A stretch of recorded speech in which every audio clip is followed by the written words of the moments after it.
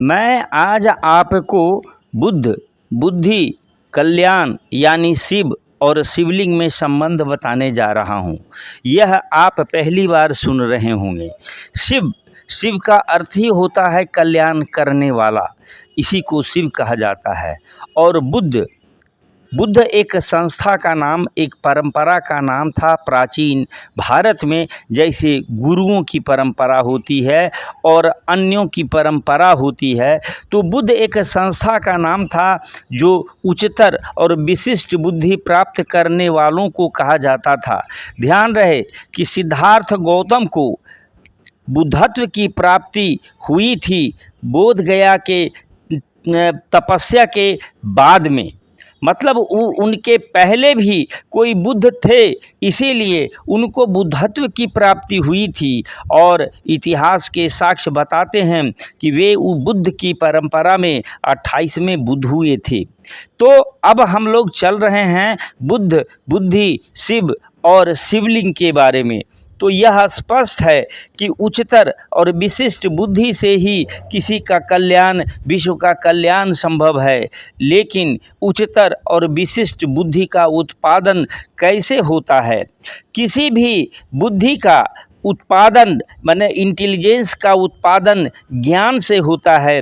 तो ज्ञान एक तथ्यात्मक सूचनाओं का एक संग्रह मात्र होता है, लेकिन बुद्धि उसका उपयोग करने की चीज़ मानी जाती है। इंटेलिजेंस जो है नॉलेज का सदुपयोग करने का होता है। तो बुद्धि का उत्पादन जब एक ही ज्ञान को विभिन्न आयामों, विभिन्न डायमेंशन से और विभिन्न प्रश्नों के बौछार से खरा उतरना पड़ता है, मतलब उसमें कई पक्ष विमर्श का होता है, उसको आलोचनात्मक चिंतन करना पड़ता है, क्रिटिकल थिंकिंग होता है, और यह सब विचारों के विमर्श केंद्रों में ही हो सकता है। तो प्राचीन काल में बुद्धि के ऐसे केंद्रों को स्तूप कहा जाता था। स्तूपों की संरचना पर जब आप ध्यान देंगे तो सभी एक केंद्रीय संचालन की ओर अभिमुख हो सकते थे, ओरिएंटेशन किसी सेंट्रल संचालन की ओर हो सकता था। ऐसी स्तूपों की संरचना होती है। तो कोई भी विशिष्ट विकास बौद्धिकता के उत्पादन से ही होता है, और इसी से सभ्यता और संस्कृति का तीव्र उद्भव संभव है। भारत में ध्यान रहे, भारत में सिंधु घाटी सभ्यता का उद्घाटन स्तूपों की खुदाई से के क्रम में हुआ था। सिंधु घाटी सभ्यता के उद्घाटन के क्रम में स्तूप नहीं मिले थे, बल्कि स्तूपों के खुदाई के क्रम में सिंधु घाटी सभ्यता का उद्घाटन हुआ था। अर्थात वह बौद्धिकता का उत्पादन केंद्र था। आज भी नगर बौद्धिकता का उत्पादन केंद्र होता है। तो अब आप यह समझ गए कि बुद्धि और बुद्धि का उत्पादन, बुद्धि और बुद्ध क्या होता है, और शिव इसी से जुड़ा हुआ है।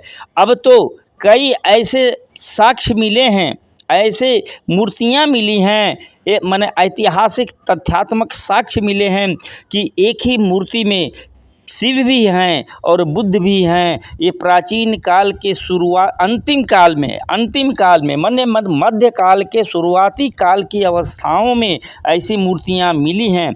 मतलब बुद्ध और शिव एक ही हैं, और बुद्ध का जब सामंतवाद उदय हुआ, मध्यकाल का आगमन हुआ, आर्थिक साधन और शक्तियों के विकास से जब प्राचीन काल का पराभव हो गया, समापन हो गया, और मध्यकाल का जब आगमन हो गया, तो वही बुद्ध विभिन्न क्षेत्रों में लोगों की सहजता सुविधा के अनुसार से शिव के नाम से स्थापित हुए। इसीलिए एक ही मूर्ति में, शिव के मूर्ति में ऊपर में या नीचे में या कहीं भी बुद्ध को स्थान दिया गया। तो बुद्ध और शिव एक ही मूर्तियों में मिलने के कई उदाहरण हैं। मध्यकाल में जब बुद्धि के उत्पादन केंद्रों पर रोक लग गया, मतलब न्याय, समता, स्वतंत्रता और बंधुत्व के भावों से चिढ़े हुए लोगों की व्यवस्था मजबूत हो गई, सामंतवाद का उदय हो गया, तो परंपरा अपना अनवरत चलता रहता है।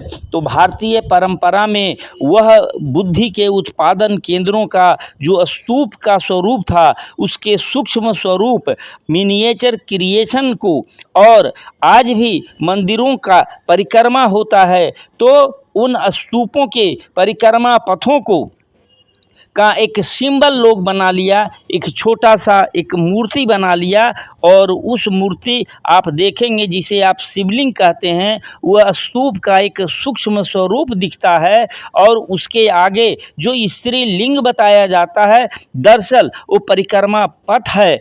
और इस परिक्रमा पथ जो स्तूपों के चारों तरफ से ये बना हुआ है, मध्यकाल में आप उसी समय समझेंगे जब मैं बार बार बताता हूँ कि इतिहास का नवबोल संरचना सिद्धांत, new speak structure theory of history को आप समझते हैं तो ये जो जब इनसे चिढ़े हुए लोग बुद्ध और बौद्धिकता से कल्याण करने वाले से जब मध्यकाल में चिढ़े हुए जो प्रभावशाली लोग थे, उसको शिव को शिवलिंग बताना शुरू किया कि अरे ये तो शिवलिंग है, ताकि लोग चिढ़ कर के इनसे दूर हो जाए। ये तो स्त्रीलिंग में शिवलिंग है, ये कितना घिनौना है, इस रूप में इससे चिढ़ जाएं। लेकिन परंपरा सनातन होती है, कोई इससे चिढ़ता नहीं है, उसका नामकरण ही शिवलिंग हो गया।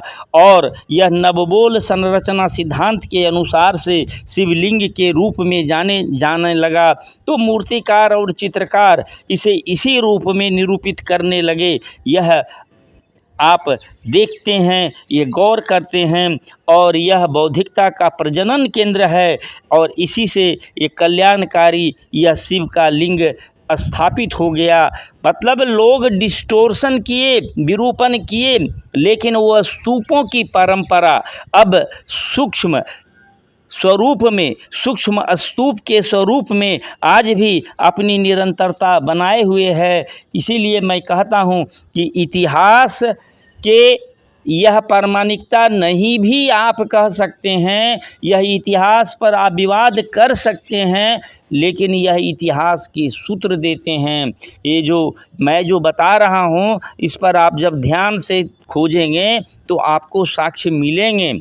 आप यदि चाहते हैं कि आपको सब चीज़ का साक्ष्य मिले, तो मैं यह कह सकता हूँ कि प्राचीन काल के लोग मुँह से नहीं खाते थे, क्योंकि आज तक किसी भी साहित्यिक या शिलालेखों में यह नहीं लिखा हुआ मिला है कि प्राचीन काल के लोग मुँह से खाते थे। इसका मतलब यह नहीं होता है कि प्राचीन काल के लोग जो है नाक से या कान से खाते थे। यह तो कॉमन सेंस की बात है, यह तो आप सामान्य बुद्धिमत्ता की बात है, कि तार्किकता की बात है, कि इस बातों को समझें या इससे इनकार कर दें। सुनने के लिए धन्यवाद, लेकिन मेरे चैनल को सब्सक्राइब ज़रूर करें। धन्यवाद।